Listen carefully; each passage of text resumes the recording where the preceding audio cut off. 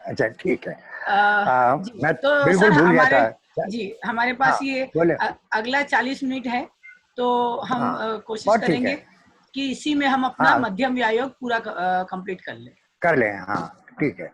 अब अब देखिए, अब वो कहता है कि और कोई चारा नहीं इनके पास। तो पिता कहता है कि मैं अपने वंश को बचाने के लिए मैं तुम्हारे साथ जाने को तैयार हूं। घटोत्कच कहता है नहीं, मेरी माँ वृद्ध पुरुष को का आहार नहीं करती, तो मैं आपको नहीं ले जाऊंगा।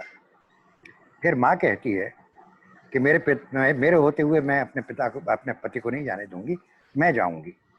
तो घटोत्कच कहता है कि नारी को की आवश्यकता नहीं है, मेरी माँ नारी का मांस नहीं खाती।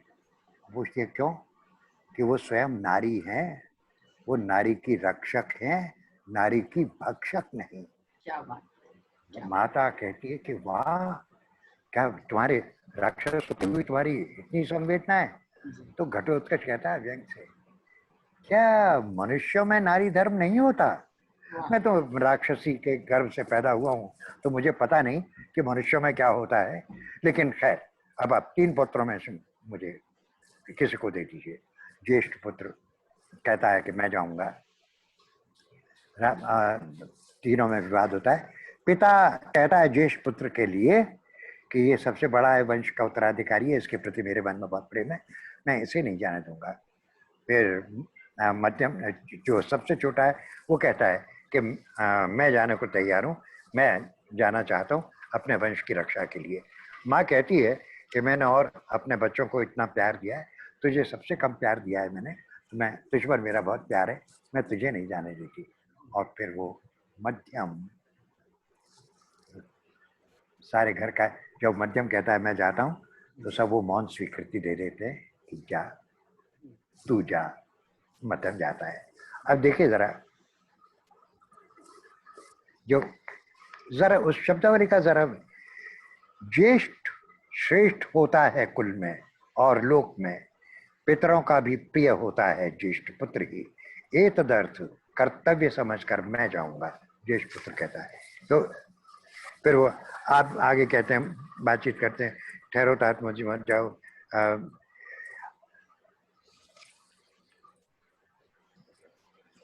जैसे माता के, जैसे ज्येष्ठ पुत्र पिता का बना सहारा, वैसे ही कनिष्ठ मेरी आंखों का तारा। और मध्यम मध्यम कहता है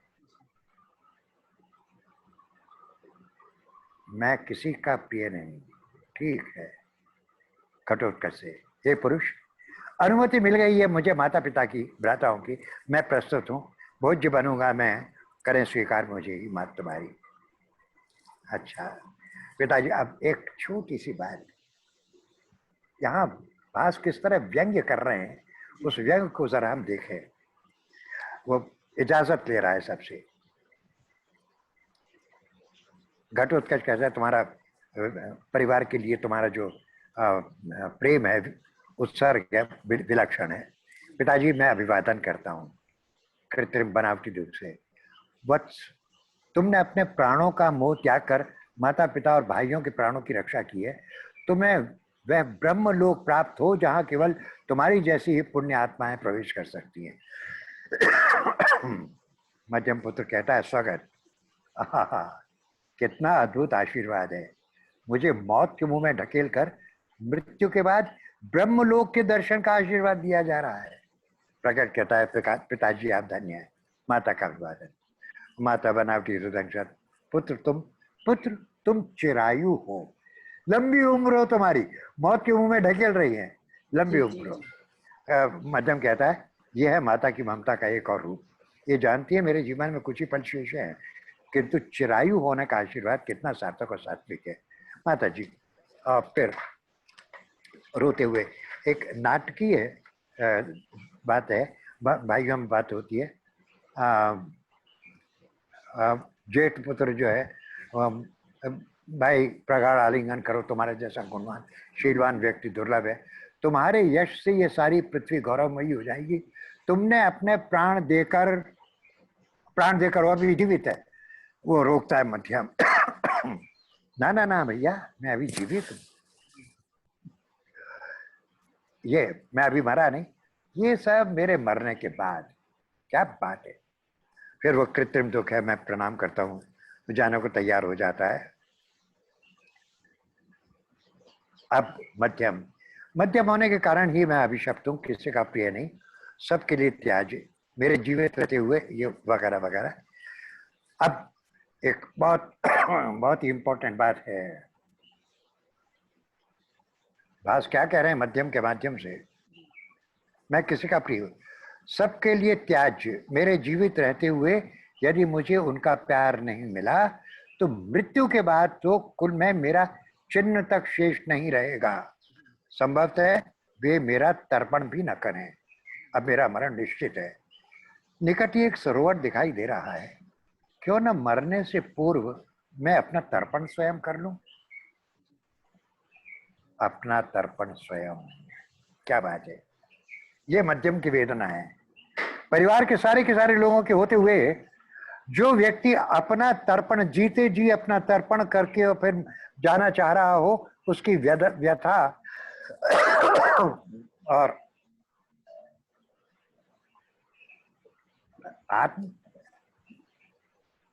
आत्मवेदना के बारे में जरा अनुमान तो कीजिए।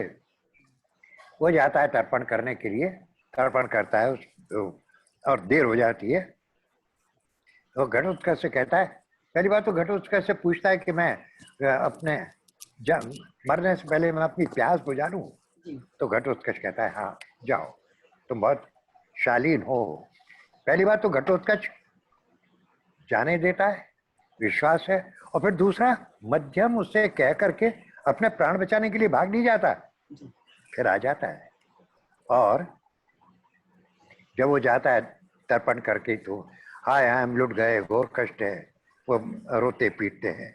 घटोत्कच, वाह, मनुष्य स्वभाव भी कितना विचित्र होता है। अभी कुछ क्षण पहले तक माता और पिता दोनों ने अपनी मौन स्वीकृति देकर इसे मेरे हवाले किया था, और अब पुत्र शोक में घड़ियाली आंसू बहा रहे हैं।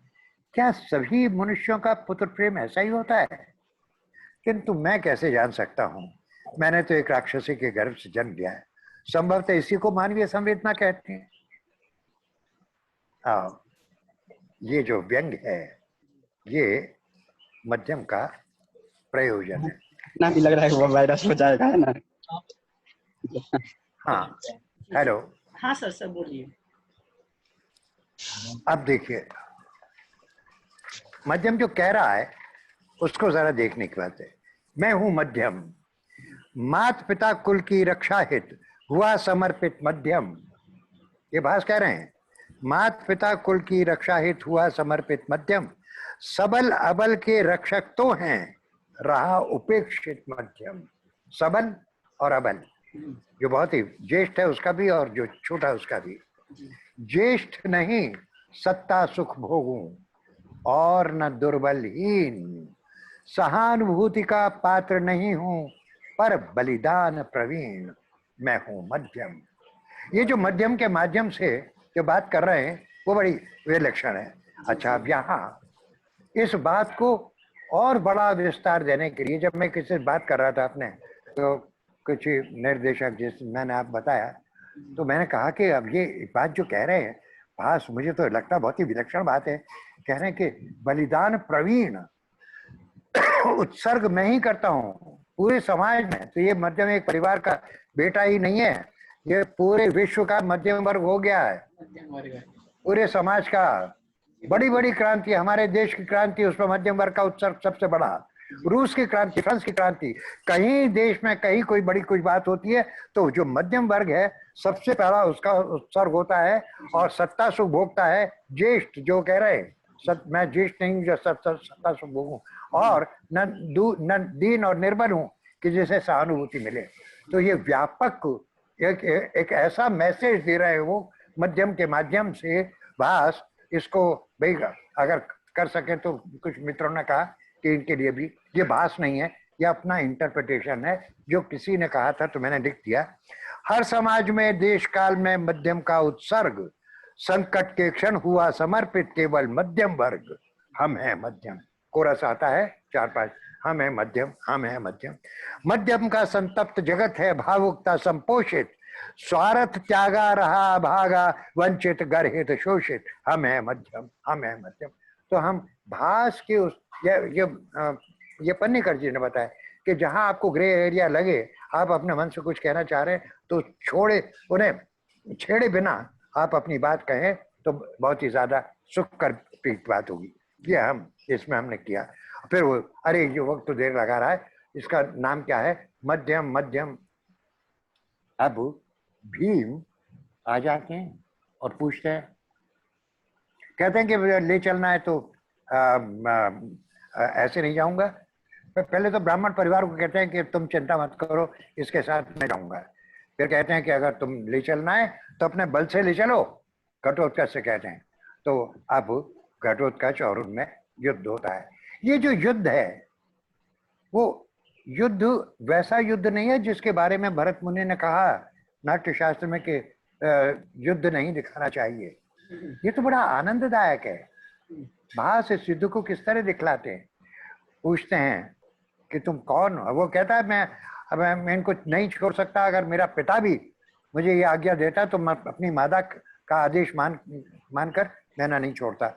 तो सोचता है कि माता का बेटा माता का आदेश मानकर, हम भी तो अपनी माता के आदेश को मानकर के वनवास भोग रहे हैं। बड़ा ये तो चरित्रवान लगता है। पूछता है तुम्हारी माता का नाम क्या है? वो कहता है हिडिंबा, राक्षसी हिडिंबा। तो पता पड़ जाता है उसे। फिर वो पूछता है तुम्हारे पिता के बारे में। अब छेड़ता है उसका बल देखने के लिए। उसको बहुत ही सुंदर दृश्य है। पिता अपने बेटे का बल देखने के लिए उसे छेड़ रहा है और उसे जैसे प्रवोक कर रहा है युद्ध के लिए। और जब वो युद्ध करते हैं तो पहले वो एक बहुत बड़ा वृक्ष उखाड़ करके, अब ये वृक्ष उखाड़ करके फेंकता है, उस पर मारता है भीम पर। ये कैसे किया जाएगा? ये कुडियाट्टम बताता है हमें। जो भास ने लिखा है उसका मंचन कैसे किया जाएगा, ये हम कुडियाट्टम से सीखते हैं। जहाँ रावण पर्वत उठा करके शिव शंकर के पूजा करने के लिए वो कैलाश पर्वत को उठाता है, वो कहीं कुछ नहीं है और वो उठाने का अभिनय करता है, अद्भुत है। उसी तरह से वो जो घटोत्कच है वो उखाड़ता है, पेड़ उखाड़ता है पेड़, और जो भीम है वो पकड़ लेता है। फिर वो एक शिलाखंड फेंकता है, फिर वो माया जाल में फंस जाता है। तो ये जो अभिनय है ये विशुद्ध ऐसा अभिनय है जहाँ कहीं कुछ नहीं है, यथार्थवादी अभिनय से भिन्न है, शैलीबद्ध है। और ये अभिनय की श्रेष्ठता और अभिनेता की श्रेष्ठता पर निर्भर करता है कि वो कितने अच्छे तरीके से इसको प्रस्तुत करता है। ये जगह जगह हमें भास के नाटकों में ये हमें मिलता है। अब एक बात, जब पूछता है कि तुम मध्यम हो, तो भीम जो मध्यम, पहले तो हमने मध्यम की एक परिभाषा सुन ली, अब भास देखिए मध्यम की दूसरी परिभाषा किस तरह कर रहे हैं। घटोत्कच कहता है क्या आप भी मध्यम है? तो कहता है मेरे अतिरिक्त और कौन मध्यम हो सकता है, क्योंकि निज सहोदरों में मैं मझला, मैं ही मध्यम। निज सहोदर तीन भाई हैं। 2 भाई हैं नकुल सहदेव माद्री के पुत्र हैं, और जो कुंती के पुत्र हैं सहोदर, उनमें हैं युधिष्ठिर, भीम और अर्जुन। कुछ लोगों ने कहा है कि पांडवों में तो मध्यम और अर्जुन होते हैं, 5 है, लेकिन ये भीम मध्यम है क्योंकि वो कुंती के 3 सहोदरों में। और ये कह रहे हैं बिल्कुल, निज सहोदरों में मैं मझला, मैं ही मध्यम, मैं मध्यम हूँ। रिपुदल के लिए अवध्य सम, मैं मध्यम हूँ। तन पर धन पर नहीं, शौर्य पर गर्वित मध्यम। 3 लोक के बीच धरा पर जन्मा मध्यम। 3 लोक, स्वर्ग लोक, पाताल लोक और धरा लोक, धरा में जन्मा हूँ, मैं हूँ मध्यम। वो कहता घटोत्कच हाँ मध्यम की कैसी अद्भुत व्याख्या है। तो भीम कहता और सुनो, पंचभूत में वायु पुत्र हूँ एतद मध्यम। 5 में वायु का पुत्र हूँ। नश्वर और अनश्वर संगम में हूँ मध्यम। गायक दल का प्रवेश, वो जैसे पहले आया था उसी तरह फिर देव न दानव, हम हैं मानव एतद मध्यम, देव और दानव के बीच में मनुष्य है, इसलिए मध्यम है। लोक धर्म में सदा समर्पित हमें मध्यम आदि आदि। तो एक तरफ भास मध्यम भीम के माध्यम से उसको इतनी ऐसा गर्व, ऐसा प्रखर तेज जो देश के लिए किसी के लिए भी बहुत महत्वपूर्ण होता है वो बतला रहे हैं, और दूसरी तरफ उस मध्यम वर्ग की यातना, उसका दर्द, उसका दुख बता रहे हैं। मैं ये जब ये देखता हूँ भीम के और ब्राह्मण पुत्र मध्यम की बात, तो मुझे लगता है कि भास ने इस नाटक का नाम मध्यम, व्यायोग तो नाटक का एक प्रकार है, जी जी कि मध्यम नाम क्यों दिया? जी आप जरा गौर करें, इस नाटक का जो केंद्र बिंदु है वो मध्यम के दो पक्ष हैं, सिक्के के दो पहलू। एक तरफ पूरे समाज में, पूरे विश्व में आदि से लेकर के, पृथ्वी से होने से लेकर के और जब तक अंत होगा तब तक उसमें मध्यम वर्ग का कितना जबरदस्त उत्सर्ग है, बलिदान है और उपेक्षित है, सबसे ज्यादा संघर्ष उसी ने किया। और दूसरी तरफ गर्मित भी है, उसी के माध्यम से रक्षा भी होती है देश की, समाज भी वही चलाता है, उसका ही जो उसी मध्यम वर्ग का जो श्रेष्ठ भाग होता है वो सारे समाज को प्रेरित करता है, और वो बहुत महत्वपूर्ण और एक ऐसा आदर्श वर्ग हो जाता है समाज का जो किसी भी देश के लिए मूल कारक है। इसलिए मुझे लगता है कि ये इसका नाम उन्होंने मध्यम रखा है। अब आगे हम चलते हैं। पिता कहता है कि पांडवों की भी मध्यम तो नहीं। अब वो मध्यम आ जाता है, लो मैं तुम्हारे साथ चलने को तैयार हूँ। तो घटोत्कच कहता है अरे मैं तुम्हें ही खोज रहा था, आओ। पिता कहता है मध्यम मुझे, भीम से कहता है मुझे इस दारुण दुख से मुक्ति दिलाओ, कि आप कौन है, आपको किससे भय है? कुरुवंश में राजा युधिष्ठिर में वहां पर ऐसा ऐसा था, और अच्छा वो पहचान जाता है। तो कहता है कि आप चिंता मत करें, इसके साथ मैं जाऊंगा। और फिर घटोत्कच से कहता है कि अगर तुम में बल है, तो मैं शक्ति है, तो मुझे ले चलो। फिर मैं युद्ध होता है, और जब युद्ध में हार जाता है घटोत्कच, तो कहता है कि मैं क्या करूं इसका, ये तो मैं इसको तो वश में कर ही नहीं पा रहा हूँ। तो कहता है आपने जो पहले वादा किया था अपने वचन पर ध्यान दीजिए और अपने वचन को पूरा कीजिए। कहता है मैंने कौन सा वचन दिया था? तो घटोत्कच कहता है कि आपने कहा नहीं था वृद्ध ब्राह्मण से कि इनके साथ मैं जाऊंगा, तो अब चलिए। जब आपने कहा था कि मैं जाऊंगा तो चलिए। वो भीम कहते हैं कि तुम बलशाली ही नहीं और बुद्धिमान भी हो। और जब युद्ध कर रहे हैं तो एक बहुत ही अच्छी बात, युद्ध करते करते उसका बल प्रयोग बल शक्ति देख करके भीम कहते हैं स्वागत, युद्ध करते हुए दुर्योधन सावधान, तेरा शत्रु पक्ष प्रबल हो रहा है।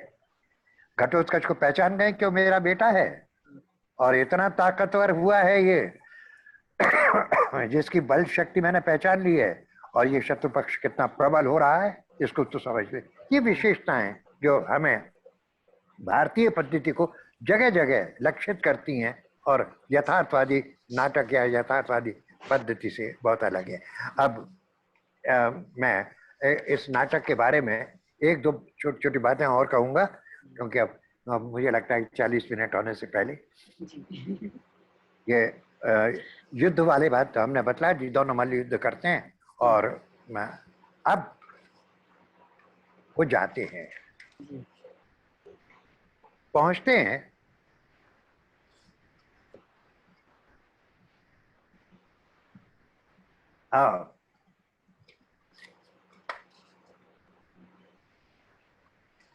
माँ मैं घटोत्कच आपको प्रणाम करता हूँ, बहुत दिनों के बाद आपकी इच्छा आज पूरी होगी।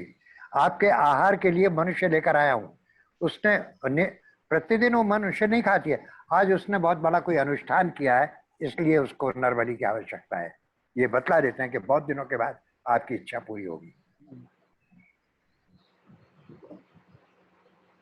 वहां बकासुर रोजाना एक मनुष्य खाता है, जी महाभारत का जो बकासुर है, यहाँ हिडिंबा जो है वो कभी कभी कोई अनुष्ठान है, कोई व्रत है, त्योहार है, तब आपकी इच्छा पूरी होगी। आपके आहार के लिए मनुष्य लेकर आया हूं, जी पुत्र यशस्वी हो। कैसा मनुष्य लाए हो? वो कह रहे हैं भर को मनुष्य है, किंतु बल और शौर्य से मनुष्य से कहीं अधिक। अच्छा, क्या वो विद्वान द्विज है? नहीं, मतलब द्विज को भी नहीं खाएगी वो। नहीं, वो द्विज नहीं है। कहीं वह आदरणीय वृद्ध तो नहीं?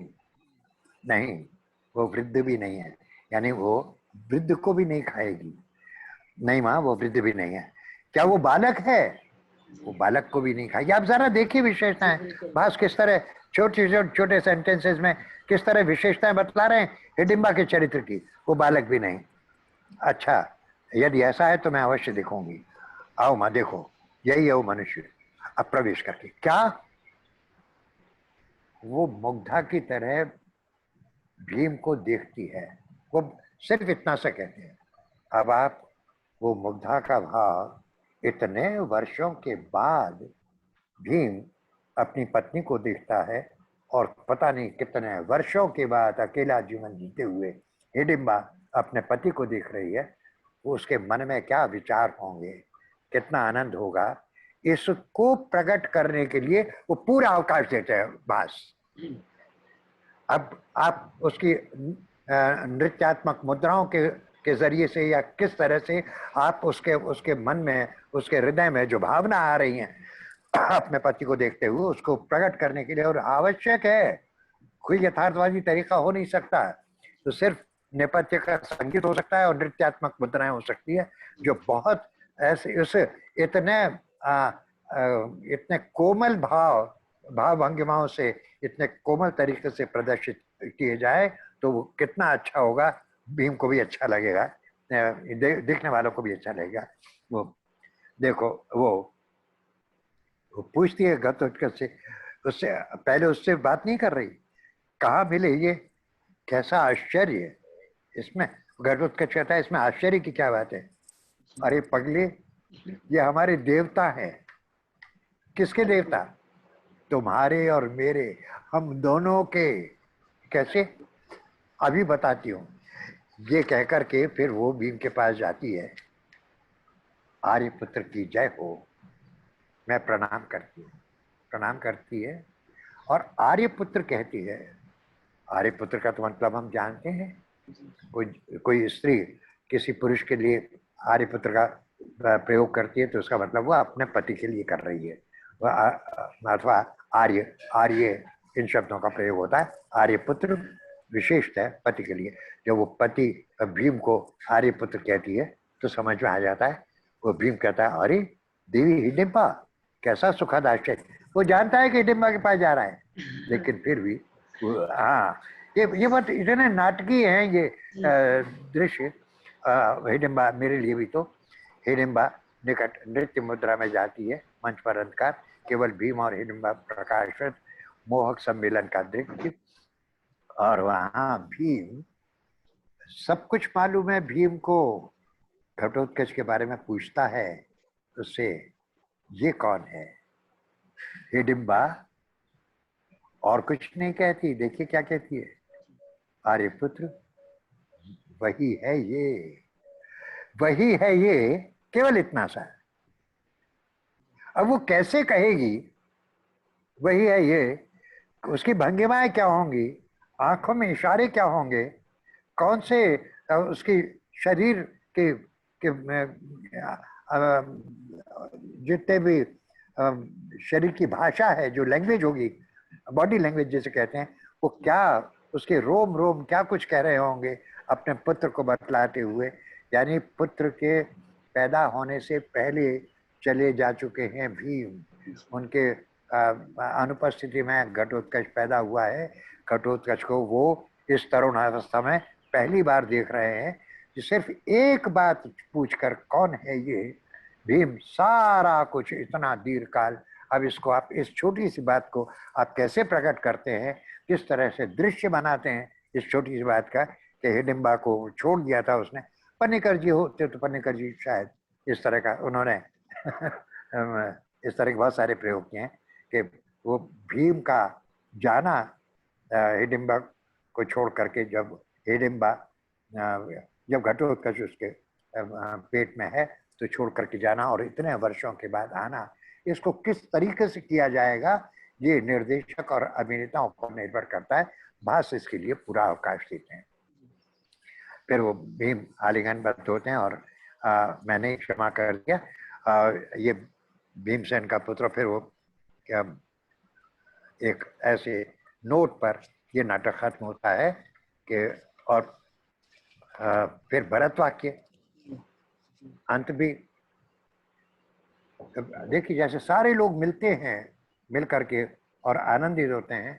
भरत वाक्य में कहते हैं, भास जैसे नदियों का स्वामी है सागर, जैसे यज्ञ अग्नि समिधा की भक्षक, जैसे सभी इंद्रियों का मन स्वामी, वैसे ही मध्यम है सबके रक्षक।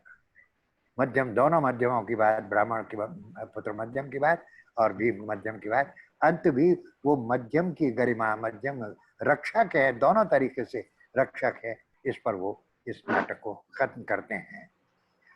बंधुओं, अब ये जो नाटक है आज के संदर्भ में, पहली बात तो इन्होंने घटोत्कच के माध्यम से और हिडिंबा के चरित्र के माध्यम से हमारा मनुष्यों में जो आसुरी वृत्ति बढ़ रही है, राक्षसी वृत्ति बढ़ रही है, मानवीय संवेदनाएं खत्म होती जा रही हैं, उसको किस तरह से जक्स्टापोजिट किया है, बतलाया है कि हिडिंबा में, घटोत्कच में वो कौन से, जिन्हें मानवीय मूल्य कहते हैं, वो मूल्यों के रक्षक है।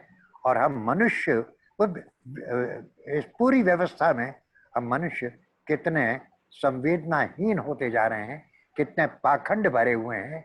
ब्राह्मण अपने ब्राह्मण परिवार अपने पुत्र को जो उसे अच्छा लगता है उसे स्वीकार कर देता है और त्याग कर देता है।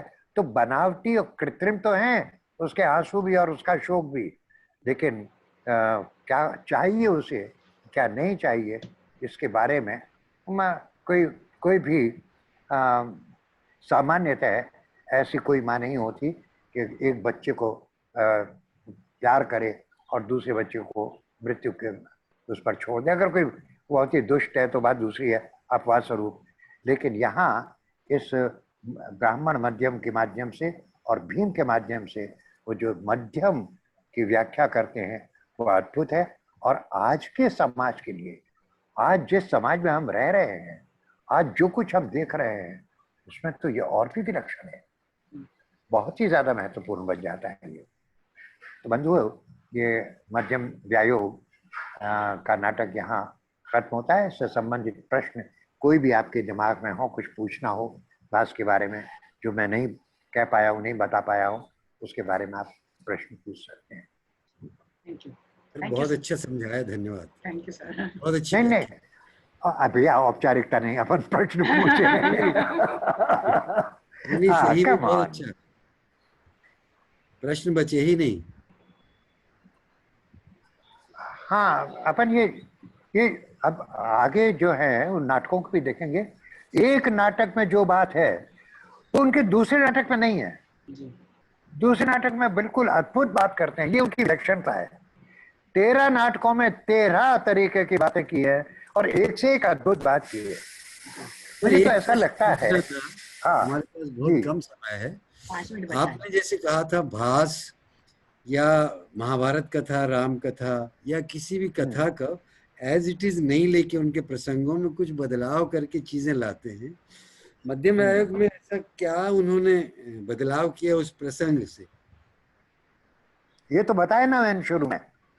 तो एक चक्री नगर में महाभारत का जो प्रसंग है, आदि पर्व में 154वां अध्याय है महाभारत का, आदि पर्व का। उसमें क्या है कि जो ब्राह्मण है ना, पांडव एक चक्री नगर में 12 वर्ष का वनवास भोग रहे हैं और एक ब्राह्मण के परिवार में गए हैं। तो 4 भाई तो भिक्षा लेने के लिए गए हैं और भीम अपनी माता कुंती के साथ उस परिवार में है। आज उस परिवार के एक सदस्य को बकासुर के लिए जाना है। बकासुर एक वहाँ गांव में, एक चक्री नगर के पास एक राक्षस है। वो प्रत्येक दिन एक एक घर से उस गाड़ी में बहुत सारा भोजन और एक बकरा और खाने पीने की सामग्री और एक मनुष्य, ये जाता है गाड़ी में भर के बकासुर के पास। और आज उस परिवार का नंबर है जहां वो रह रहे हैं, और रोना पीटना मच रहा है।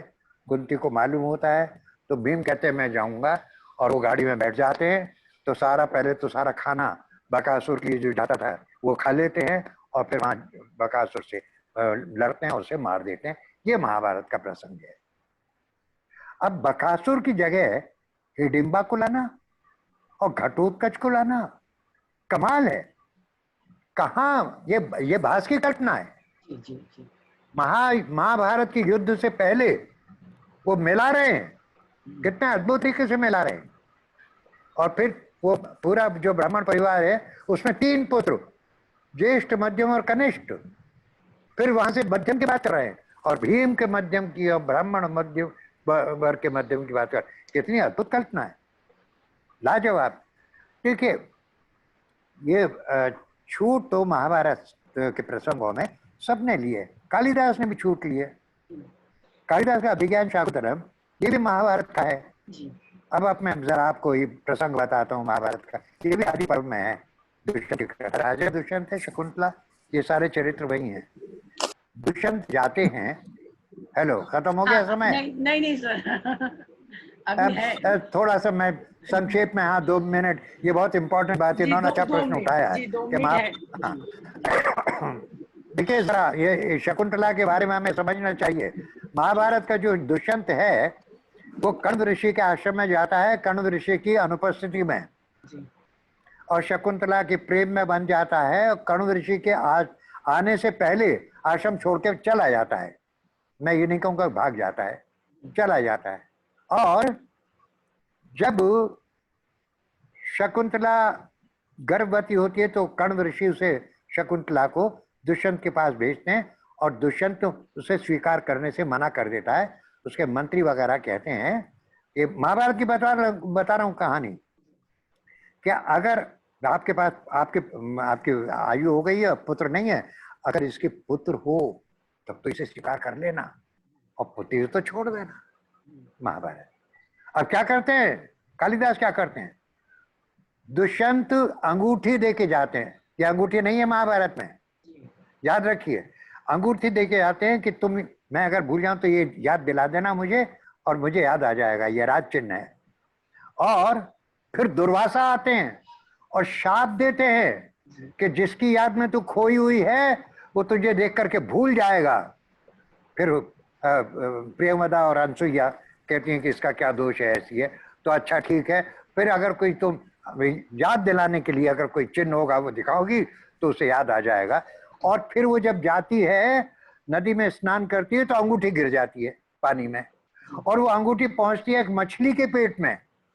मछली को एक पकड़ता है मछुआरा, मछुआरा घर ले जाता है और पेट चीरता है तो उसमें मिलती है अंगूठी।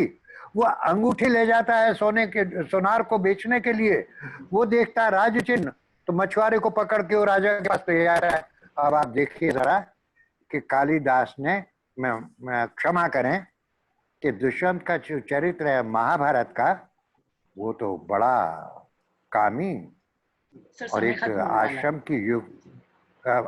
आश्रम की युक्ति के साथ दुराचार करके भूल जाने वाला है। और कालिदास ने कैसा अद्भुत धीरोदात्त चरित्र बना दिया है, उसका कोई दोष ही नहीं है। दुर्वासा ले आए, अंगूठी ले आए, ये कालिदास है। तो महाभारत का प्रसंग क्या है और कालिदास का प्रसंग क्या है, ये देखें आप।